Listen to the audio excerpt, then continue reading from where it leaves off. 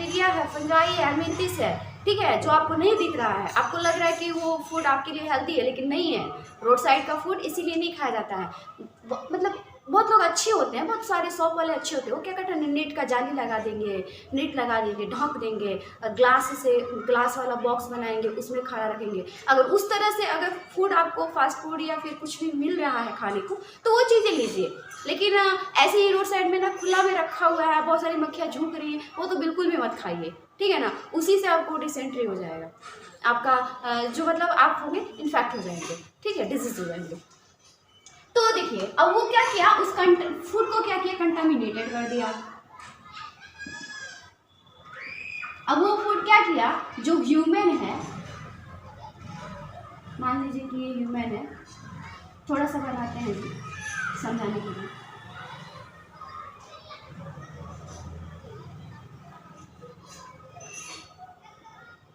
Alimentary canal हो गया,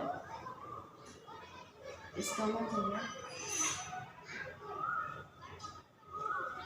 थोड़ा और ऊपर बनाते हैं, दिखेगा नहीं आप लोगों को, ठीक है, यहीं से बना देते हैं, अरे समझना ही नहीं।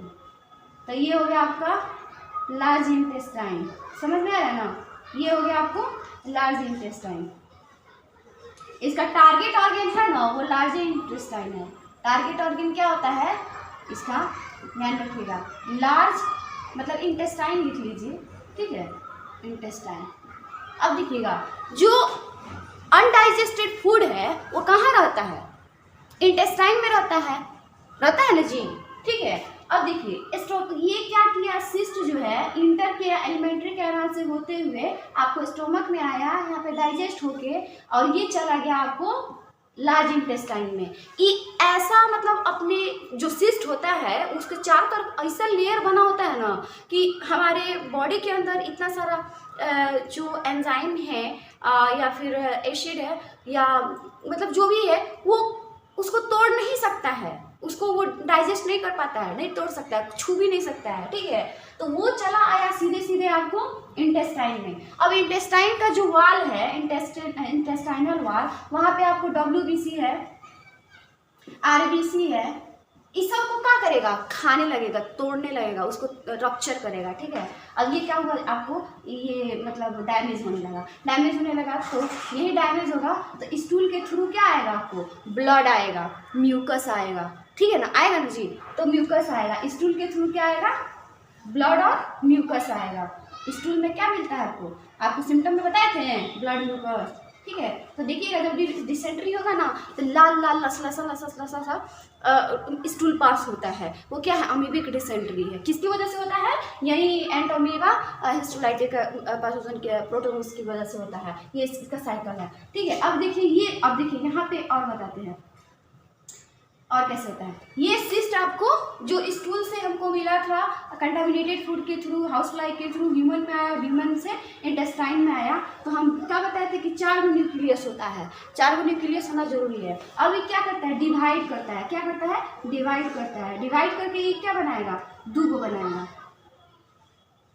ठीक है, 2 में डिवाइड होगा। अब ये 2 क्या होगा, क्या नाम है इसका, अब ये डिवाइड करके क्या बनाएगा, एक वो बड़ा वाला जो है ना वो मैग्ना कहलाएगा, क्या कहलाएगा, मैग्ना। और एक छोटा वाला जो है वो क्या कहलाएगा, माइन्यूटा, क्या कहलाएगा, माइन्यूटा। ध्यान रखिएगा, एक वो क्या कहलाएगा, मैग्ना, और दूसरा क्या कहलाएगा, माइन्यूटा। मैग्ना जो होता है ना वही क्या करता है, RBC को, WBC को खाता है, क्या करता है, खाता है। ये बहुत डेंजरस है, ठीक है। जो इंटेस्टाइन का RBC और WBC है या इरिथ्रोसाइट्स है जो इंटेस्टाइनल वाल में होता है, उसको क्या करता है, वो खाता है, जो बहुत डेंजरस होता है, ठीक है ना, क्या होता है, बहुत डेंजरस होता है। अब देखिए जो माइन्यूटा है, अब ये माइन्यूटा क्या करेगा, समझ में आ रहा है ना। मैग्ना का काम क्या हो गया कि वो इंटेस्टाइनल वाल में जो RBC, WBC या फिर जो भी इरिथ्रोसाइट है उसको खाने लगा। अब माइन्यूटा का काम क्या हो गया कि ये दूसरा सिस्ट बनाएगा, न्यू सिस्ट बनाएगा, क्या बनाएगा, न्यू सिस्ट बनाएगा, ठीक है। अब न्यू सिस्ट बनाएगा तो अब फिर इसमें सिस्ट होने लगा। अब इस सिस्ट का होगा, ये जो है RBC और ये WBC को खाया, उसको तोड़ा, तो ये तो ब्लड के थ्रू निकल जाएगा, सॉरी स्टूल के थ्रू ब्लड और म्यूकस निकल जाएगा, ठीक है। और ये जो बनाया माइन्यूटा, नया सेल्स निकाला, नया सेल बनाया, ये भी क्या करेगा, सिस्ट, यही सिस्ट जो होगा ये भी स्टूल के थ्रू निकलेगा, ये भी स्टूल के थ्रू निकलेगा। अब देखिए फिर अब स्टूल में क्या हुआ, सिस्ट मिल गया, ठीक है।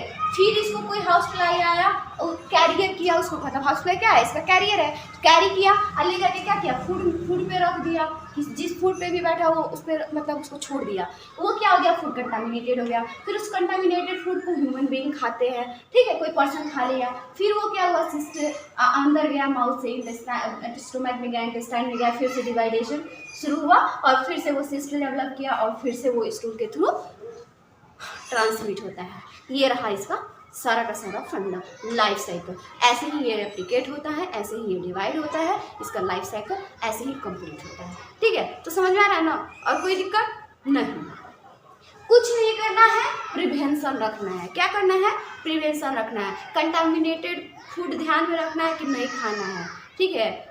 जो मतलब ऐसे रोड साइड में मिलते हैं खाने की चीज़ें, उसको नहीं खाना है, ध्यान में रखना है। स्टूल जो है ऐसे जगह जगह पास नहीं करना है, ध्यान देना है, ठीक है।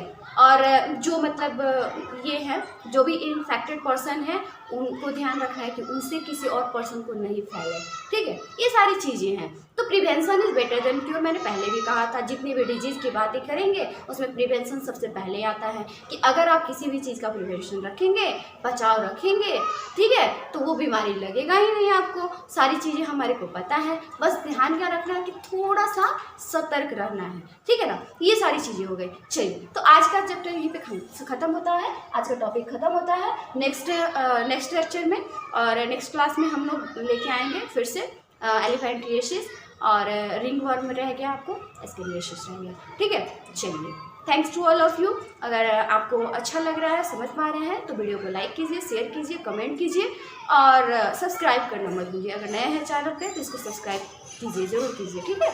चलिए, thanks to all of you, have a good day.